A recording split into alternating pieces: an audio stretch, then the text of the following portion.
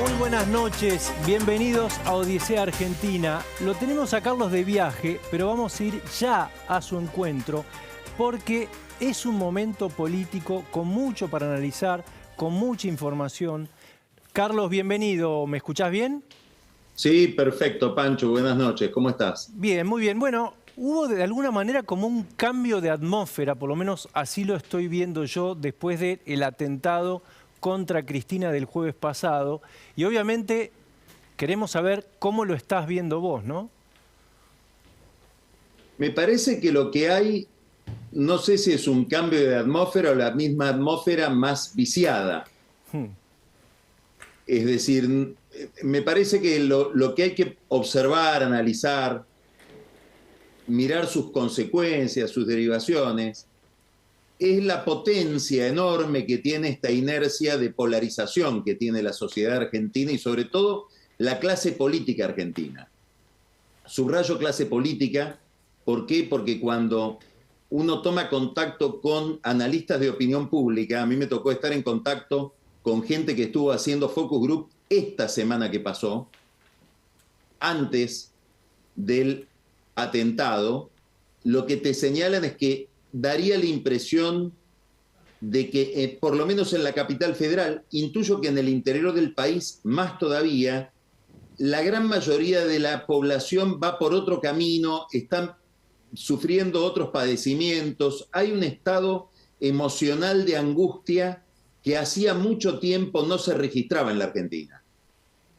Entonces, una de las preguntas que uno debería hacerse es hasta dónde esta polarización, esta forma de contradicción entre unos y otros, que es tan potente que ningún atentado logra conmoverla, es representativa del conjunto. O si no, estamos en presencia de una dirigencia un poco encapsulada en su propia discusión. Es evidente que la polarización rinde. Hay elementos, digamos, subjetivos que tienen que ver con esta contradicción que bordea el odio y que genera discursos de odio. No todo es discurso de odio. Hay argumentación, hay crítica, hay reproches y además hay modulaciones de esos discursos que bordean el odio, la agresión ya ilimitada al otro. Bueno, la palabra ya se instaló, ¿no? La palabra odio. Sí. Claro. Yo recuerdo esa canción de Nacha Guevara, satírica, que hablaba justamente de al odio venceremos. No recuerdo ahora el título, a lo mejor vos te acordás, Pancho. Canción del odio, la estuve Canción escuchando. del odio. Sí. ¿Eh? Hay una versión con Elena Roger que hizo hace poco. Bueno, que el mensaje de la canción es que, bueno, odiamos tanto al odio que ya el odio al odio se transforma en una masacre al odio y expresa cómo en lo que uno cree que es el bien termina siendo el mal. Este es el misterio del fanatismo. Se han hecho estudios en la Universidad de Harvard de psicología política donde vos ponés a dos dogmáticos en contacto con ideas distintas, en la suposición de que el contacto con la idea del otro va a modificar o lo va a poner en otra posición a uno de los dos o a ambos. Y los dos salen más radicalizados. El contacto con lo otro hace que uno se convenza más de que uno tiene la razón. Imposible nada, dialogar, interactuar, nada con eso, ¿no? Pude leer un libro interesantísimo que se llama El tirano, es un libro de un historiador de la literatura de Harvard, es La política en Shakespeare. Y ahí habla del fanatismo. Y dice que el fanático ve tan claro lo que ve, duda tan poco de lo que ve, está tan aferrado a sus prejuicios o a sus convicciones, que le parece que el que no lo ve necesariamente tiene que ser un perverso. Digamos, en el que piensa distinto, hay siempre una descalificación moral cuando vos pensás con fanatismo. Y esto es lo que lleva a estados políticos como el que vive hoy la Argentina. En ese contexto se produce el atentado que es tomado como insumo, con excepciones. Después quiero subrayar las excepciones, son muy valiosas las excepciones, pero como insumo por los grupos más radicalizados de la dirigencia política. Todavía no sabemos qué es este atentado. Esto es muy importante decirlo. Hay una especie de ansiedad por definir, que viene, por supuesto, de la angustia que produce esto que sucedió. Sí, muy pocos angustia datos, que no ¿no? solamente... ¿Cómo? Y muy pocos datos hasta ahora. Por eso mismo, uno quiere saber rápido qué es, un poco para exorcizar ese mal y descartar o aliviar la perturbación que genera la vulnerabilidad de alguien a quien buena parte de la sociedad, los que la aman y los que la detestan, consideran invulnerable, que es Cristina Kirchner. Para mucha gente, la vulnerabilidad de Cristina Kirchner es un rasgo inconcebible. Un poco la animadversión a Cristina Kirchner también infunde ese sentimiento. Es interesante sobre todo de ese lado, ¿no? Lo que decís. Es tan mala, tan maquiavélica, tan perversa, todo lo calcula que no la pueden matar, no le puede pasar lo que le pasó. No puede estar desesperada tampoco, no puede estar perdida. Estos son supuestos de mucha gente que la mira desde ese ángulo. Ahora, de esta persona sabemos muy poco. Sabemos algunas cosas que son inquietantes, pero sabemos muy poco. Daría la impresión de que no es un caso de lo que se llama en la teoría, sobre todo esto se ha estudiado mucho cuando se estudia fundamentalismo, cuando se estudia el terrorismo, que es el tema de personas que se radicalizan, sobre todo jóvenes que se radicalizan. Es decir, que pasan de una posición crítica respecto de algo al odio militante, que lo lleva a la eliminación del contrario, a buscar la supresión del otro. Normalmente esos fenómenos de radicalización que estudia la literatura tienen que ver con agravios que ha sentido esa gente. Estoy pensando en un caso hipotético. Supongamos a alguien, no ocurrió, felizmente no ocurrió, que perdió un ser querido en el atentado de la AMIA. Y que ese hecho muy traumático, muy difícil de ser procesado emocionalmente, espiritualmente, existencialmente, lo conduce a una radicalización que sale con una ametralladora a limpiar gente, a matar a los que él presupone que fueron los culpables de ese crimen. No estamos ante un caso de esa naturaleza, estamos en un caso más parecido al del que asesinó a Shinzo Abe, claro, al que atacó a Rivan, digamos, atentados de gente que parece ser psiquiátrica. O sea, no hay una relación directa, decís vos, en este caso. No sería la respuesta a un padecimiento que lo llevó a esta persona a radicalizarse. Estaríamos más en presencia de algo psiquiátrico. Ahora, ¿al psiquiátrico no se lo puede manipular? Sí. ¿Puede haber alguien que lo conduzca? Sí. ¿Puede haber alguien que manipule esa locura llevándolo en una determinada dirección? Sí. Cuando fue el atentado a Juan Pablo II, Aliadja, no sé si vos recordás aquel turco que le dispara a Juan Pablo II y lo hiere, él no sabía, era un loco, pero no sabía que había un aparato de inteligencia que lo estaba manipulando y que tenía que ver con fuerzas de inteligencia comunistas que estaban obviamente muy enemistadas con el Papa, que estaba en una tarea sistemática de descomposición del comunismo provenientes de Bulgaria. Pero cuando se estudió el tema se ve que había una conexión y este loco, que era loco, no sabía que su locura era el insumo de una operación de asesinato o de un atentado, de un magnicidio. Que era instrumento de alguna manera. Exactamente, era un instrumento, fue un instrumento. Entonces, acá hay datos llamativos, los tatuajes.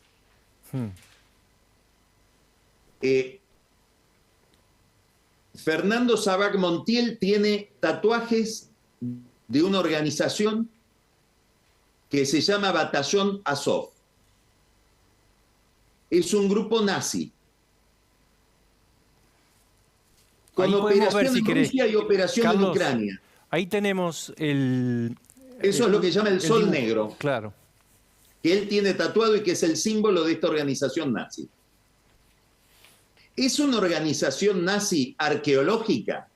Es decir, estamos hablando de que él le rinde homenaje a una organización nazi del tiempo del nazismo, a una organización nazi que operaría hace 30 años. No, esta organización nazi hoy está actuando intensísimamente en Ucrania y tiene ramificaciones en la Argentina, políticas y económicas. Es más, ha realizado amenazas en la Argentina. Y uno de sus benefactores, de sus sponsors, está siendo investigado en un juzgado federal por lavado de dinero. No me extrañaría que en las próximas horas la DAIA haga una advertencia sobre esto, sobre estos símbolos que nos pueden hacer pensar, no lo sabemos y es gravísimo que no lo sepamos y tal vez no lo vayamos a saber, como suele pasar una vez más en la Argentina, si hubo alguien que lo manipuló, si hay alguna célula que ha manipulado a este, digamos, demente. Si mal no me acuerdo, es una organización que está investigando Servini de Cubría, que lavaba plata en paraísos fiscales, a las Islas Vírgenes, una causa que fue bastante en su momento, en el 2017. Creo que es Servini de Cubría la que tiene la causa que investiga a este mecenas de esta fundación, de esta organización. Ahora, no sabemos qué pasó. Sabremos, bueno, acá hay varias cosas que nos ponen frente. Mucha gente, estos datos de los que vamos a hablar ahora, Pancho, alimentan fantasías conspirativas. ¿Qué pasó con la custodia de Cristina Kirchner? Nadie te lo sabe explicar. No estaba el jefe de la custodia. Puedo delirar en el sentido que vos quieras. Puedo decir es todo azar, o puedo decir que Sabac Montiel, o el que lo manejaba, si es que hay alguien que lo manejaba, tenía el dato de que no iba a estar ese día el comisario Carbone. No lo sé. Nadie la protegió. Se enteró de que había habido un disparo, un intento de disparo que no se produjo en el departamento. La dejaron seguir firmando autógrafos. Cuando uno mira el atentado a Reagan, por ejemplo, ve cómo se le tiran encima a Reagan. Y se le tiran encima después y lo reducen los de la custodia de Reagan al atacante. Sí, acá no reacciona nadie, ni ella ni ninguno. Bueno, ¿cómo va a reaccionar ella? Es lógico que no reaccione, ni se dio cuenta, siguió firmando autógrafos. La custodia no sirvió ni para sacarla a ella de la escena. Supongamos que no se hayan querido tirar encima de ella. Yo tengo una teoría absolutamente delirante. A ver, me interesa. Que pido disculpas. Creo que le tienen tanto miedo que ni siquiera supieron protegerla. Dijeron, no, ¿cómo me voy a tirar encima? A lo mejor le quiebro una pierna y me echan.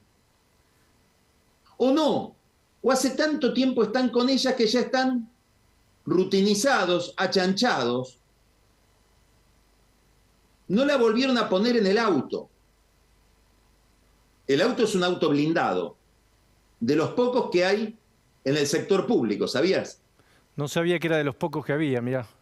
Sí, es el que usaba Silvia Magdalani en el gobierno anterior. Ah, mirá. Se me escapa una broma. A ver. Debe estar lleno de micrófonos. Es un karaoke de tantos micrófonos que debe tener adentro. Pero, y puede ser. Sigo. ¿Qué quiere que te diga? Digamos, vemos una mala praxis llamativa en la custodia, muy llamativa. Ahora hay algo peor. Destruyeron el teléfono. Sí. Todo nuestro universo hoy está en nuestro teléfono. El 99% de la gente, tengo amigos que no usan celular, pero en general la gente tiene todo su universo en el teléfono móvil. Ese universo de Sabac Montiel lo hemos perdido por el mal uso de un software que es inventado para no perder información. Esto es lo curioso. Esos software que sirven para acceder a la información de un teléfono están diseñados por si alguien se equivoca que pueda seguir cumpliendo su objetivo de obtener la información. Hemos logrado, a través de un software ideado para obtener información, perder la información. Bueno, yo no sé si hay alguien hilando cabos en todo esto que estoy diciendo. Si hay alguien que está investigando qué pasó dentro de la Policía Federal, obviamente el ministro de Seguridad sale a sostener a la fuerza, a respaldarla, que es el reflejo de todo ministro de Seguridad. Sobre todo Aníbal Fernández, que tiene viejísimos vínculos con la Federal. Ahora, ¿alguien estará sumariando a alguien? ¿Alguien estará haciendo una investigación de por qué esto pasó? ¿Tendrán alguna explicación para darnos? O por lo ¿La menos jueza está mirando? interés en que se recuperen esos datos mediante la nube, que decían que había que hacer un pedido afuera, ¿no? Yo no sé si esa disposición está. Yo lo que sé es que las telefónicas tienen la información de que, por ejemplo, eventualmente, hipotéticamente, nosotros dos hoy a la tarde nos comunicamos. Y hay en mi registro una llamada a tu teléfono. Ahora, lo que no hay es lo que hablamos. Lo que no hay es lo que chateamos. No sé si en algún lugar están las fotos que él conservaba. Todo ese universo riquísimo para saber quién es. Y eventualmente si alguien lo utilizó. Esto nos lo tiene que decir la jueza, que es hija de un comisario de la Policía Federal. Estrechísima relación tiene la jueza con la Policía Federal, tanto que sus principales padrinos políticos la conocen por las relaciones con su padre. El presidente la llamó a la jueza para pedirle cuidado, protejan la vida del atacante. Claro, eso lo dijo en la cadena Alberto Fernández. Sí, lo contó él. Un colaborador le dijo, aparentemente, tengo entendido yo, mirá, llamala para que lo pongan a este hombre en un lugar cuidado, en la alcaidía, que no lo manden a una cárcel común donde puede pasar cualquier cosa. Ahora, no se le ocurrió llamar al... Puede ser más o menos comprensible eso, que haya querido hacer ese llamado. Sinceramente no me parece para rasgarse las vestiduras. Es cierto que es el presidente y que ella es una jueza y que no hay que cruzar esa avenida, pero la cruzó. Daría la impresión de que de modo inocente y con buena intención. El hijo del abogado que da clase en la Facultad de Derecho. No se le ocurrió llamar a quien sí debía llamar, que era su subordinado, el jefe de policía, para decirle, che, preste atención al teléfono. Teléfono que tampoco lo recogió la policía. De reducirlo al atacante se encargó un concejal de presidente Perón y un grupo de manifestantes. Es decir, estamos por lo menos ante las miserias del Estado argentino. Si no queremos ir más lejos y pensar que hay una cantidad de rarezas que hay que investigar. Como mínimo torpezas que tuvieron consecuencias graves. Sí, y que habría que ver por qué se produjeron. Si fueron torpezas o hubo el intento de ocultar algo. En el gobierno, por ejemplo, sobre todo en el entorno de Cristina Kirchner, están muy interesados en Crónica TV. Este atacante, que aparece sistemáticamente haciendo declaraciones en programas de Crónica TV, en el programa de Tomás Méndez. ¿Era él que buscaba la cámara? ¿O alguien lo contrataba como una especie de extra para que hable en contra del gobierno frente a las cámaras de televisión o a los mobileros del programa? ¿Era así? Son preguntas que se están haciendo en la intimidad de Cristina, ¿eh? Y claro, ahora aparece la novia si era también, así, ¿no? ¿Quién ponía la plata? ¿Cómo, Pancho? Que ahora aparece la novia también, en una situación parecida, ¿no? Ahora aparece la novia que hace una especie de performance por Instagram, probablemente en el momento en que ella sabía que iba a ser capturada, y dice una frase,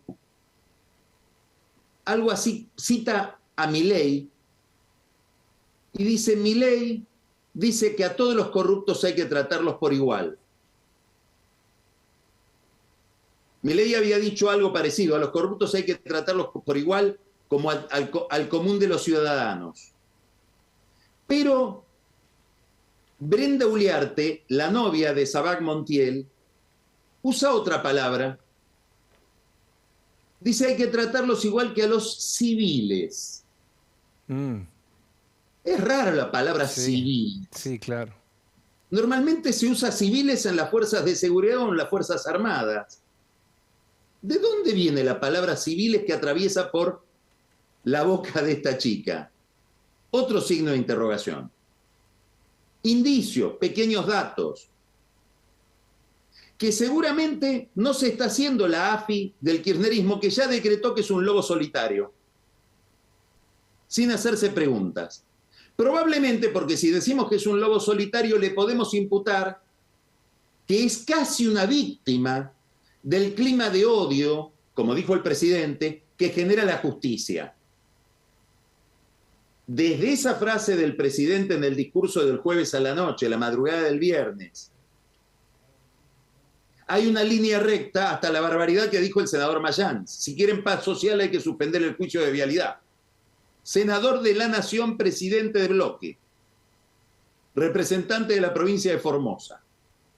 Si quieren paz social, hay que suspender ya el juicio de vialidad. Hasta Parrilli se escandalizó de eso, ¿eh?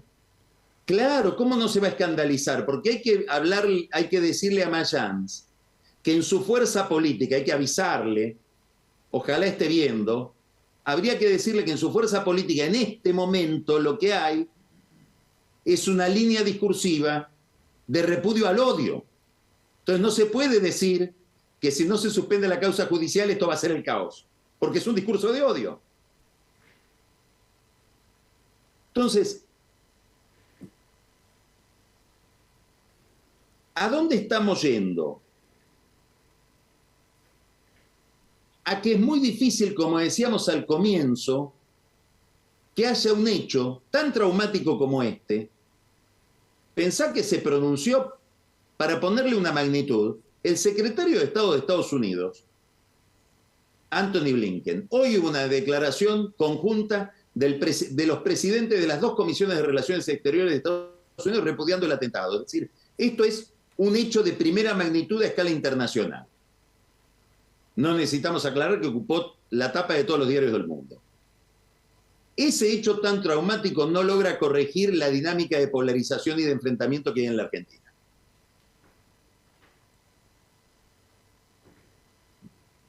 Te voy a mencionar un episodio histórico.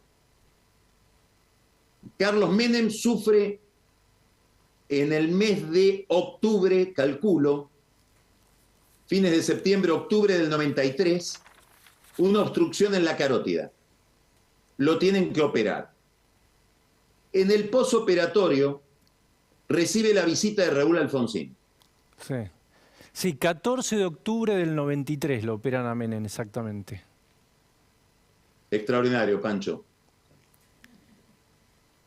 14 de octubre. A los pocos días, 15, 16 de octubre, va Alfonsín a visitar. En la habitación estaba Eduardo Menem, el hermano del entonces presidente. Ahí nace el Pacto de Olivos. Obviamente que había habido conversaciones previas, pero no de ellos. La primera vez que se habla de la reforma constitucional que va a tener lugar en el año 94 y cuyo pacto se celebra a comienzos de noviembre del 93, va a ser en esa reunión. El país estaba partido en dos por el intento del menemismo de avasallar la Constitución, con un plebiscito. Reformar la Constitución con números que no eran los reglamentarios en el Congreso. Mirá, ahí ese dato también lo busqué. 3 de noviembre es el Pacto de Olivos, con lo cual pasaron... 3 de noviembre es en la reunión en lo de Caputo. Claro, pasaron menos de 3 semanas. Bueno, ¿qué es lo que pasó? Obviamente voy a exceder lo que me corresponde, porque me voy a meter en las intencionalidades de Alfonsín. No tengo ningún derecho. Estoy conjeturando. Alfonsín pedía a gritos un acuerdo, porque el menemismo arrasaba con las instituciones y arrasaba con el radicalismo, que efectivamente después se quebró. Había gobernadores que querían acordar y había gobernadores que no querían acordar. De la Rúa, por ejemplo, estaba enfrente. Alfonsín utilizó No digo que no haya sido sincera su visita, pero suspendió el nivel acérrimo de enemistad que tenía con Menem en ese momento, lo visitó y se inició una política de coordinación y de acuerdo. ¿La carótida produjo el acuerdo? Tiendo a pensar que no, que había una vocación de acuerdo que se sirvió de la carótida. En el 2010, 27 de octubre, muere Néstor Kirchner. Cristina Kirchner también aparece en una situación de vulnerabilidad como ahora, viuda. Se celebra un funeral, debemos recordar que fue un funeral de Estado, pero del Poder Ejecutivo y del oficialismo, hecho en la Casa de Gobierno, no en el Congreso, sí, donde ella decidía quién podía ir y quién no. Es decir, que el funeral ya daba por sentada la polarización y la oposición también daba por sentada la polarización. La muerte de Kirchner no sirvió para que nadie funde en ella un proceso de acuerdo, porque no hacía falta el acuerdo, porque el negocio político era la confrontación. Yo creo que eso es lo que está pasando hoy. Que hay la decisión de determinados núcleos, no estoy hablando de todos, quiero subrayar, es obvio que hubo comunicados que se firmaron en conjunto en el Senado, en la Cámara de Diputados, hubo un comunicado que quiso hacer firmar a todas las organizaciones religiosas el Poder Ejecutivo y no logró hacerlo firmar a todas porque ya el comunicado presumía que no quería el consenso. Vos sabés cuando realizás un comunicado a cuántos incluís en esa redacción. Sí, claro. Es muy sencillo. Cualquier político avisado sabe hacerlo. Cualquier diplomático sabe hacerlo. Viven de eso. Si digo esto, entra este. Si digo lo otro, echo al otro. Son comunicados hechos para confrontar, para incluir y también para excluir. Por esa vía hubo, es cierto, excepciones. Los políticos que rodean a Alan Clutterbuck en RAP, 150 firmaron un comunicado autoconvocándose. Los jóvenes que se forman en el Centro de Investigación y Acción Social de Rodrigo Sarazaga se autoconvocaron y firmaron un comunicado, y ahí hay gente de la cámpora, del macrismo, del radicalismo, del masismo, de todas las vertientes políticas, prácticamente todas.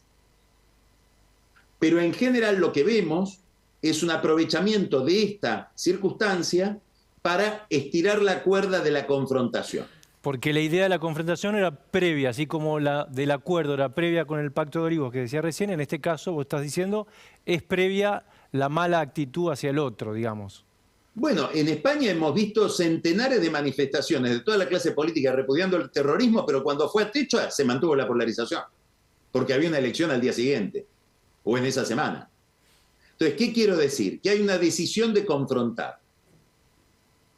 ¿Por qué? Porque cada grupo siente que lo más importante es la unidad del propio grupo, que se constituye en oposición al otro.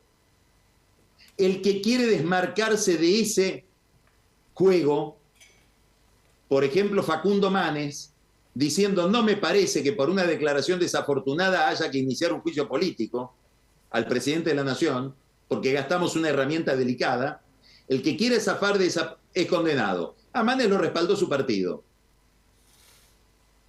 Es decir, dominan los extremos cada fuerza y dirigen una confrontación que lo lleva a mantener la cohesión interna, en la idea de que se gana con la unidad. El problema es si se gobierna de esa manera. No sabemos qué va a pasar con la figura política de Cristina Kirchner, Pancho, después de estos hechos. Hay quienes dicen, bueno, le puede pasar que la percepción de que es una víctima, porque hay que decir, no es que se victimiza, es una víctima, la quisieron matar, le mejore la imagen, como pasó con la viudez. Puede ser. Cuando fue lo de la viudez, el salario real se estaba recuperando aceleradamente desde la crisis del 2009. Toda la economía del 2010 es una economía de recuperación. Tanto que a muchos kirchneristas los ofende que se diga que en el 2011 ganaron por la muerte de Néstor. No, no ganamos porque habíamos recuperado el ritmo de la economía porque estábamos gobernando bien, te contestan. Ahora será lo mismo. No sabemos. Sí sabemos que hay un intento de polarización y que hay un intento burdamente expresado en Mayans de ataque a la justicia. Carlos, antes porque nombraste el tema de economía y me interesa particularmente eso, Sí. pero hablas de la justicia. Ayer Horacio Berbisky habló de algo que vos hablaste el lunes pasado respecto de esa confusión entre los dos jueces. Entre los dos militares. Entre los dos militares, claro. Jiménez Uriburu. Sí, yo no, voy a recordarlo brevemente y me voy a referir brevemente a esto porque vos lo mencionás. Pero me parece que ya está clara la cuestión. Berbisky publica una nota, creo que el 14 de agosto, y confunde, le tira encima al juez Rodrigo Jiménez Uriburu, que preside el tribunal que está juzgando a Cristina, y a los demás imputados en esa causa, que su mujer es nieta de un coronel que produjo la masacre de Margarita Belén con desaparecidos, etc. Ese párrafo desaparece de la nota. Nosotros mostramos eso, y como no estaba el párrafo en la nota el lunes pasado, habían pasado 3 semanas, mostramos una nota que había sido reproducida. ¿Qué es lo grave? Que Berbisky se equivocó, y sí, se equivoca en un tema importante porque es tirarle la represión ilegal a una familia encima después, porque el abuelo no era el abuelo. El verdadero abuelo de la mujer del juez es un coronel también del ejército que había, Hornos de apellido, Gaspar Roberto Hornos, no Armando Hornos como el que menciona Berbisky, que se había retirado antes del año 63 y que en el 63 ya retirado era un militar democrático que formaba parte del directorio de YPF del gobierno de Ilia. Bueno, él dice que él sacó eso porque detectó el error, ¿no? Él dice que hubo mala fe en los que señalamos ese error porque él corrigió el error a los pocos, era un borrador, dice lo que publicó. Raro que uno publique borradores, y que lo dejó apenas unas horas la madrugada de ese domingo 14. Y que yo lo leí por eso en otra página. Debo decir que leo las notas de Berbisky casi cuando aparecen, en la madrugada del domingo. Casi siempre, porque me interesan. Debo decir también que ese día, a las 9:30 de la mañana, Berbisky en su programa de radio repitió el error que había supuestamente borrado a la madrugada. Es raro que alguien cometa un error, lo borra y lo vuelve a repetir después por la radio. ¿O está mintiendo? Sí, en general ahí se pone una errata y se explica que hubo un error, sobre todo para los que, como vos, lo leyeron temprano y no se percataron del error. En este Exactamente. Caso. Bueno, lo importante de todo esto es que terminó cometiendo el error la vicepresidenta de la Nación en un discurso que ella pretende que sea histórico. En un discurso histórico quedó contaminado por la bajeza de acusar a una familia de haber tenido antecedentes en la represión clandestina. Y Berbisky dice otra cosa que es exquisita. Dice, nadie odia más el error que el que lo comete. Probablemente la familia Hornos odie más el error que él. Digamos, hay un egocentrismo llamativo, ¿no? Pero bueno, demos vuelta a la página porque eso ya está, Pancho. Sí, estábamos hablando de la economía. Sí. Y estábamos diciendo eso, que es evidente que Cristina Kirchner se ha ratificado como la jefa del peronismo hoy. En alguna medida el peronismo necesita salir del tema corrupción, no solamente por la corrupción del gobierno kirchnerista, por la corrupción de muchos dirigentes peronistas, de muchos gobernantes de la Argentina, lo hemos dicho muchas veces. Si aplicáramos el mismo patrón que se aplica en Santa Cruz a otras provincias, no encontraríamos la dimensión de Santa Cruz, es cierto, delirante, todo hecho con una sola empresa, pero encontraríamos cosas parecidas. Entonces, mejor que sea una persecución, entre comillas, no un juicio justo. Ahora, eso le da a ella la posibilidad de ser la que organiza el partido. No sabemos si todavía va a ser la candidata, ella no lo sabe, pero ella puede decidir quién es el candidato.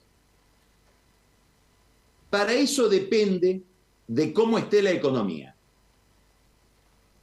Ahora, es una pregunta que se tiene que hacer también la oposición.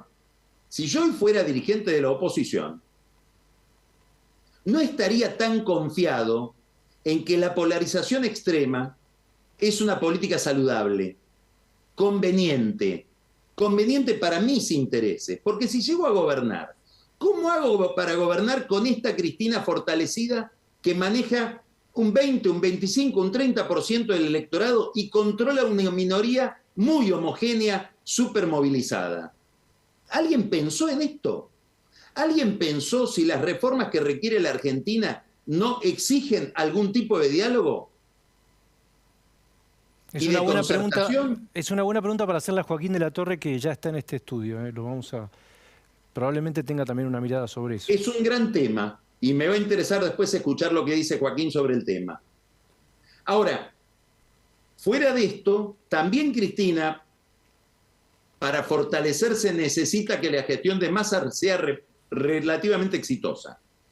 Massa está llegando a Washington, va a tener reuniones. Jorge Argüello le armó una agenda muy similar a la de Batakis.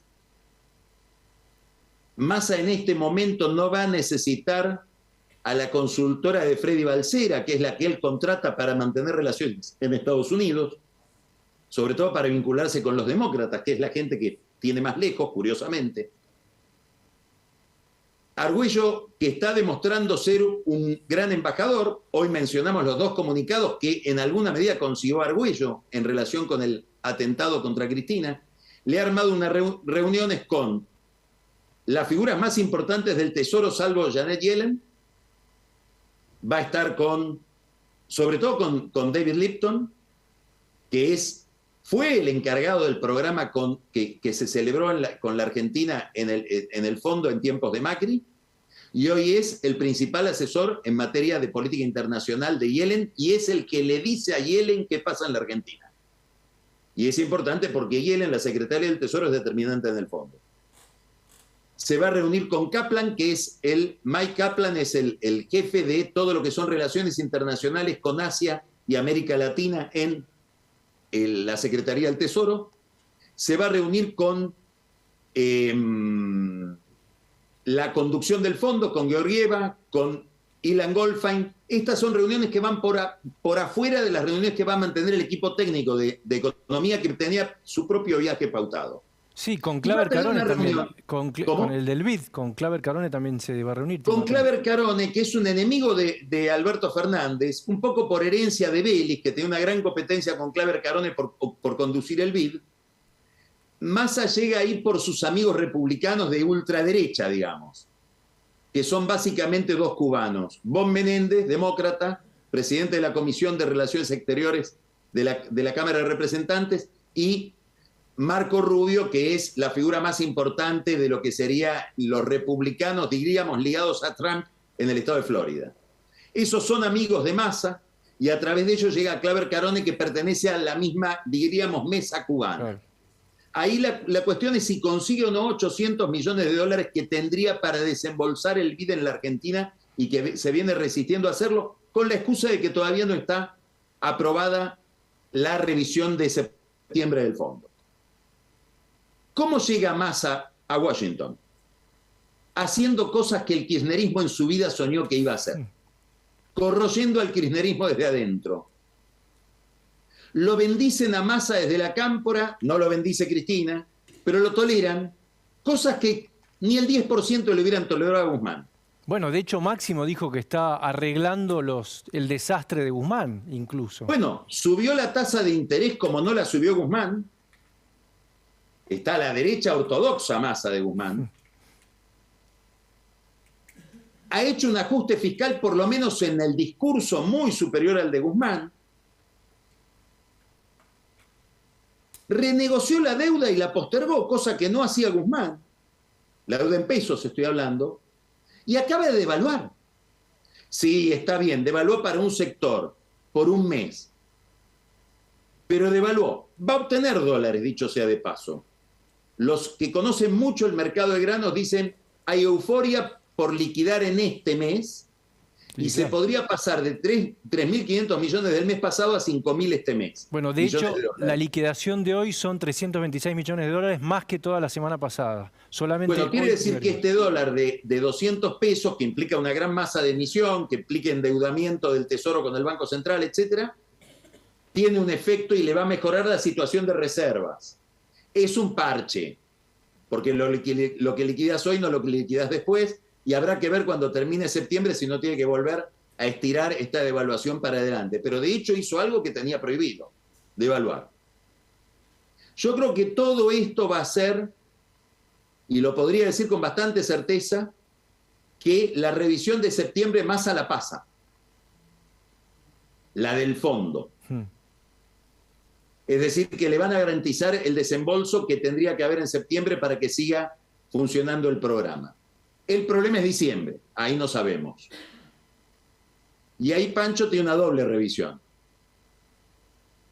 Tiene la revisión del fondo y tiene la revisión de Cristina. Claro. En diciembre del 2020, Cristina suspendió una negociación con el fondo, se la prohibió a Guzmán porque se negó al aumento de tarifas. En diciembre empieza la campaña. Y acá viene el gran dilema que no sé resolver. Que si Cristina puede durante esta campaña hacer lo que hizo en la campaña del 21, porque tiene muchísimo menos dólares. Sí, claro. En aquel momento cuando le dijo a Guzmán no sigas con este programa de ajuste, no aumentes las tarifas, tenía 7.000 millones de dólares en el Banco Central. Es una tonelada de plata al lado de lo que hay hoy, que hay migajas. Bueno, vamos a ver hasta dónde llega Massa y hasta dónde llegan con Massa. ¿Y vos probablemente sea más tolerante la gente del fondo que Cristina. Eso te iba a preguntar, ¿qué intuís? Más allá de que no lo podemos saber, ya terminando, Carlos, pero me parece importante tu mirada sobre ese diciembre. Me cuesta pensar cuál sería el programa que lleva adelante Cristina Kirchner sin dólares si se desprende del programa de parches, maniobras, medidas razonables y humo que lleva adelante Massa. Que como me decía hoy un economista de la oposición, hace lo correcto pero en una dimensión incorrecta, en un monto incorrecto, en un monto insuficiente. Bueno, esto nos abre otra perspectiva que hay que saber mirarla. Habrá que ver si Cristina Kirchner tiene un programa alternativo. Me cuesta pensar que tolere este programa, pero me cuesta también pensar que tenga un programa alternativo. No quiero estar en sus zapatos. Esa es otra pregunta para Joaquín de la Torre. ¿Qué diciembre viene? Carlos, te invito a quedarte entonces y a escucharlo. Un abrazo y voy a seguir el programa con mucho interés. Gran abrazo, gracias. Vamos entonces al encuentro de Joaquín.